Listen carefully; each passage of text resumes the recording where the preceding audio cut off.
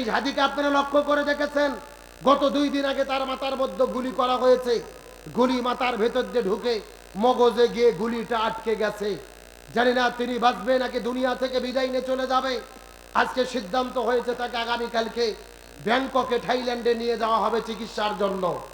আজকে ছোট্ট সন্তান বাবা বাবা বলে হাউমাউ করে কান্না করছেন, স্ত্রীটা কান্না করছেন। জানি না তার স্বামী বাঁচবে কিনা, সন্তান জানে না তার বাবা বাঁচবে কিনা। আজকে জীবন মৃত্যুর সন্ধিক্ষণে দাঁড়িয়ে আছে। এই যে হাদিকে গুলি করা হলো, আর কি অপরাধ?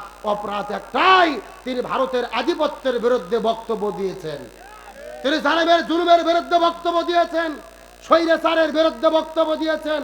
তবে মনের মধ্যে বড় কষ্ট, আজকে দেখলাম ওই ঘাতক ফয়সাল করিম, তার সঙ্গে যারা ছিলেন, যারা যারা একে মেরেছে, তিনি নাকি, তারা নাকি ওই ময়মনসিংহ হালুয়াঘাট সীমান্ত দিয়ে ভারতে পালিয়ে গেছে। আজকে মনের মধ্যে বড় প্রশ্ন জাগে, প্রকাশ্য দিবালোকে গুলি করলেন, আর সেই আসামিকে ধরার জন্য তল্লাশি হলো। বাংলাদেশের RAB, police, BGB, DSB, NSI সবাই চেষ্টা করলো, অথচ ওই আসামি কেমনে ভারতে পালিয়ে গেল, এটা সরকারকে জবাব দিতে হবে। প্রকাশ্য দিবালোকে মানুষ হত্যা হচ্ছে, মানুষকে মারা হচ্ছে, চতুর্দিকে রেড অ্যালার্ট দেওয়ার পরেও আসামিকে ধরতে পারলেন না। কিভাবে ভারতে পালিয়ে গেল, এর পেছনে কারো হাত আছে কিনা, তলে তলে কারা সহযোগিতা করেছে, কারা তাদের পক্ষে কাজ করেছে, এটা বের করে সরকারের কাছে, সরকারকে জাতির কাছে প্রকাশ করতে হবে।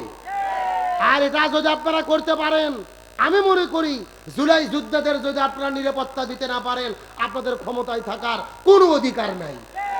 2000 ছাত্র জনতা জীবন দিলেন, সেই রক্তের উপরে দাঁড়িয়ে ক্ষমতায় বসেছেন, এখনো রক্তের ঘ্রাণ শুকায় নাই, রক্তের গন্ধ কমে নাই। আজকে সেই ক্ষমতায় বসে সেই জুলাই যোদ্ধা হাজি ভাই, তাকে নিরাপত্তা দিতে পারতেছেন না। আজকে হাজিকে মেরেছে, আগামীকাল হাসনাতকে মারবে, তারপরের দিন সার্জিসকে মারবে। তার মানে এদের টার্গেট হলো এই জুলাই যোদ্ধাদের বিরুদ্ধে। আর যেহেতু আসামিরা ভারতে পালিয়ে গেছে, এখান থেকে বোঝা যায় ওই ভারতের দাদা বাবুদেরও এর পেছনে হাত আছে। আর স্বৈরাচার পালিয়ে আছে ভারতে, ওখান থেকে গেম চালতিছে, ওখান থেকে খেলাটা দিচ্ছে, তারাই সন্ত্রাসীদের ভাড়া করেছে, এইভাবে হত্যাযজ্ঞ চলতেছে। আশ্চর্য হয়ে যাবেন, যেই ফয়সাল করিম নামে যেই ছেলে গুলি করেছে, গত 15 দিন ধরে এই হাদির সাথেই ঘুরেছে, মিছিল করেছে, মিটিং করেছে, গণসংযোগ করেছে, বন্ধু সেজে ঠেকেছে, সুযোগ পেয়ে মাথার মধ্যে গুলি মেরে দিয়েছে।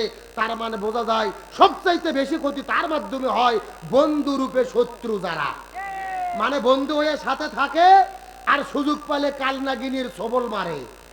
সুতরাং এখান থেকে জামাত ইসলাম, বিএনপিদেরও শিক্ষা নিতে হবে, যাকে তাকে দলে ঢুকালে হবে না, সুযোগ পেলে আপনাদের বিরুদ্ধে তারা দাঁড়াবে।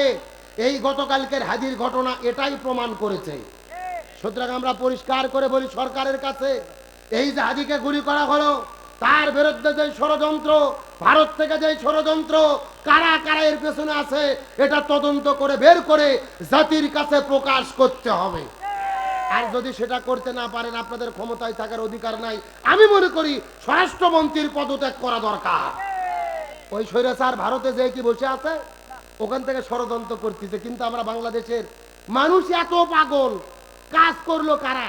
আর আমরা জামাত ইসলাম বিএনপি দোষ দিচ্ছে, বিএনপি জামাত ইসলামকে দোষ দিচ্ছে। আমরা নিজেরা নিজেরা যুদ্ধ করতেছি, অথচ আমাদের কোনো দোষই নাই, আসল কাজ করতে স্বৈরাচাররা। মানে ভিপি সাদিক কায়েম, তার সঙ্গে এআই দিয়ে একটা ছবি বানাইছে যে ফয়সাল করিম চা খাচ্ছে, বলতেছে এটা শিবিরের কাজ।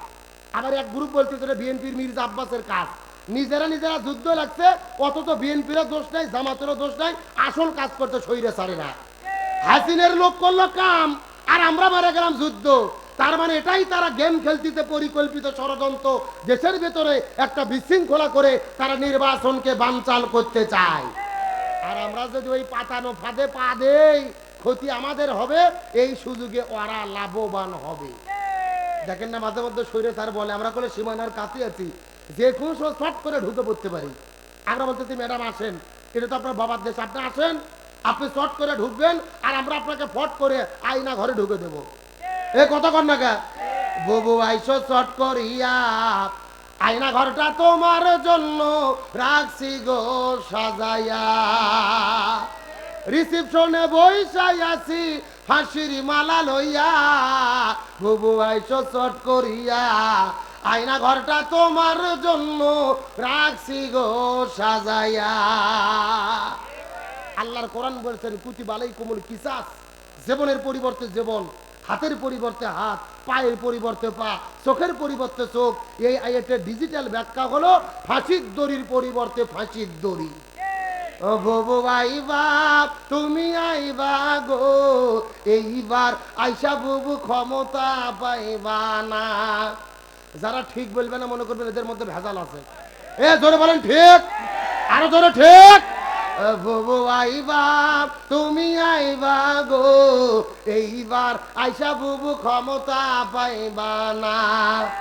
খোঁজনে বুবু কাদের কাকার অবস্থা খারাপ, দরবেশ বাবার হারুন আঙ্কেল এখন সামনে আসে না। নেতা কর্মী সব জেলের ভেতর, বুবু আছে ডরের উপর, কখন জানি আসে গ্রেফতারি পরোয়ানা।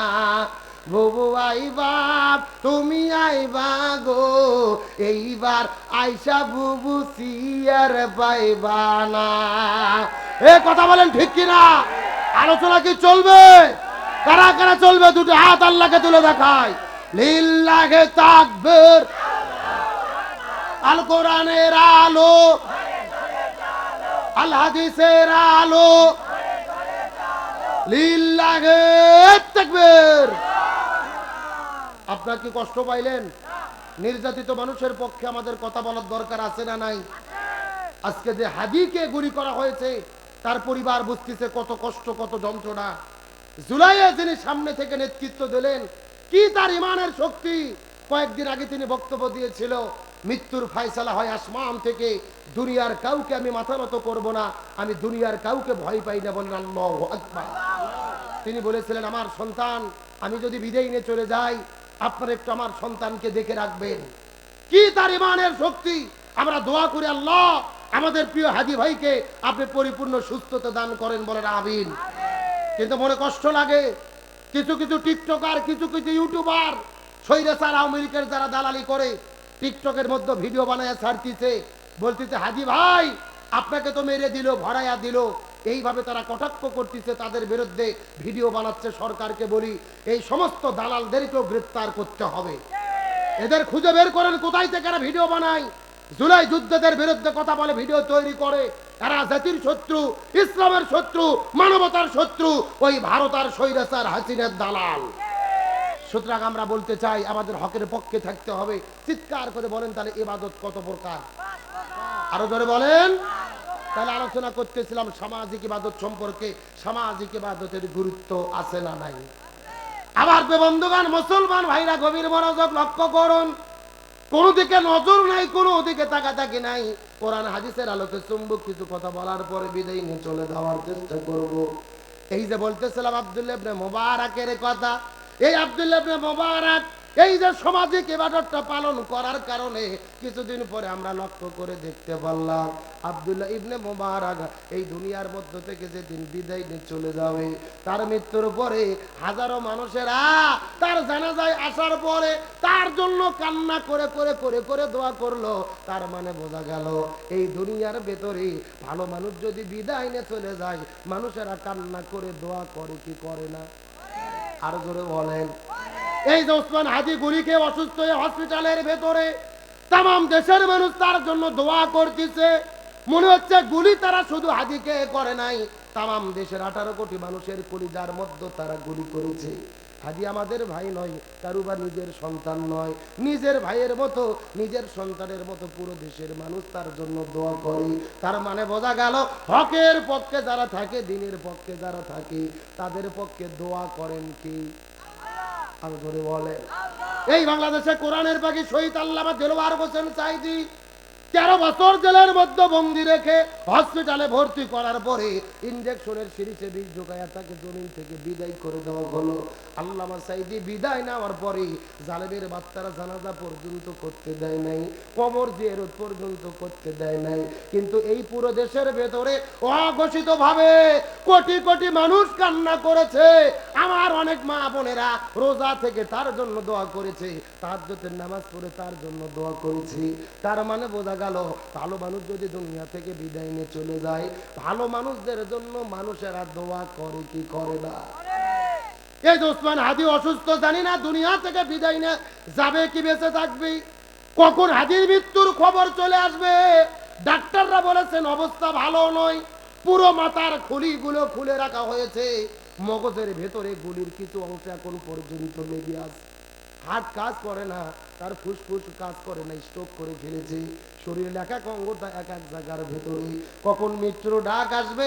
শরীফ হাদি এই দুনিয়া থেকে বিদায় নিয়ে চলে গেলেন, মৃত্যুর ডাক এসেছে, দুনিয়ার সফর শেষ করলেন, এই দুনিয়ার মানুষদেরকে রেখে দুনিয়া থেকে বিদায় নিয়ে চলে গেলেন।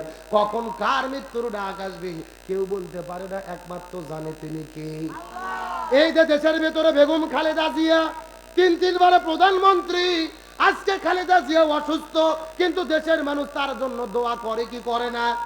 উনি শুধু বিএনপির নেত্রী নয়, তামাম বাংলাদেশের 18 কোটি জনগণের নেত্রী, আপসীন দেশ নেত্রী। খালেদা জিয়াও অসুস্থ, তার জন্য দলমত নির্বিশেষে সবাই দোয়া করেছে।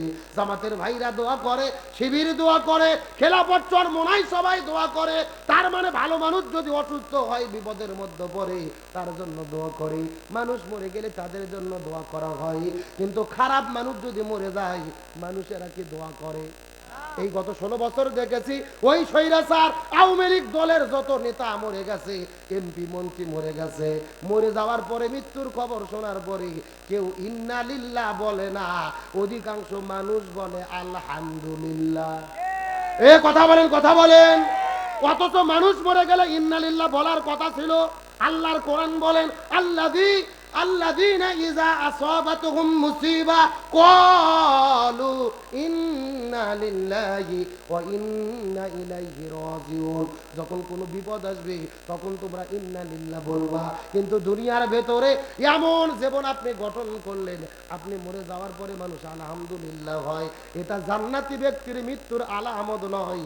আমার নবী আবু দাউদ শরীফের হাদিসের মধ্যে বলেছে, একটা মানুষ বিদায় নেওয়ার পরে এলাকার মানুষেরা কেঁদে কেঁদে তার জন্য যদি দোয়া করে, এটা হলো জান্নাতি ব্যক্তির মৃত্যুর আলামত। কিন্তু কেউ বিদায় নিয়ে যাওয়ার পরে যদি তার জন্য মানুষেরা খুশি হয়, এটাই হলো জাহান্নামী ব্যক্তির মৃত্যুর আলামত।